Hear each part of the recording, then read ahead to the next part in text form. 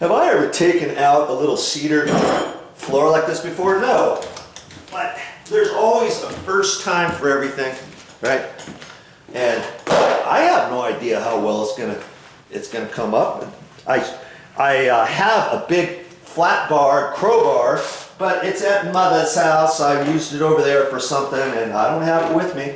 So I'm just gonna take this little shovel, see what I can do with that, and see if anything's gonna come up here. Oh, good. Yippee. Look at that. They did not glue it.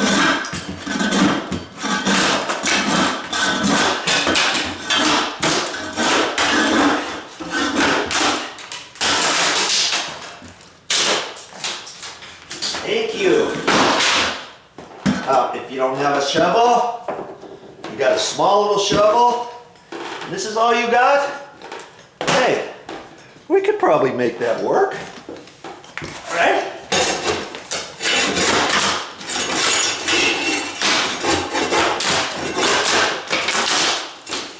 That might actually work better. You don't have that, maybe you got just a flat bar. Maybe you just got a flat bar, you forgot your shovel at home, you forgot that this floor could be pulled up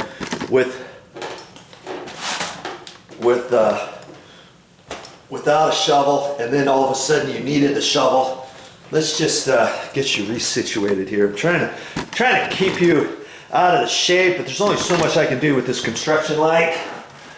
You know, let's just see.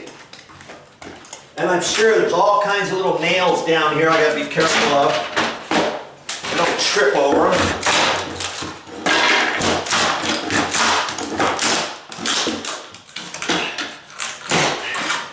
I gotta be mindful of the base because I'm saving the baseboards, obviously. So is this gonna work? This little bar? Yeah. Gonna work this part.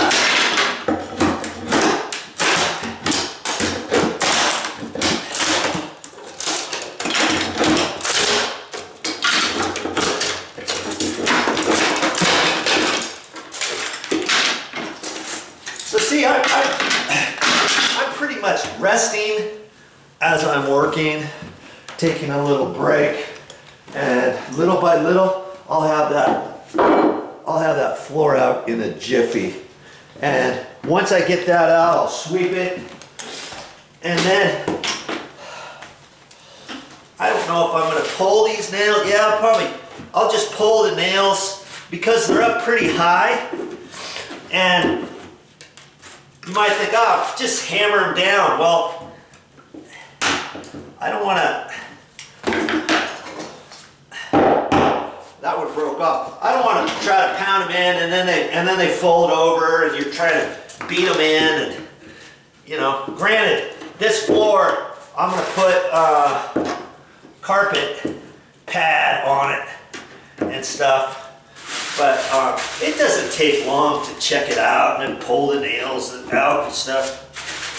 You know, if they were really super small, I could beat them in, but hey, it's not really going to take me that long, you know, to take these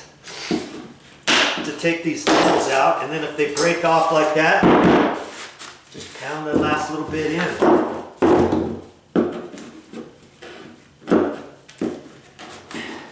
And I'm just using my nail puller, or not my nail puller, just some cutters, some electrical dikes I call them.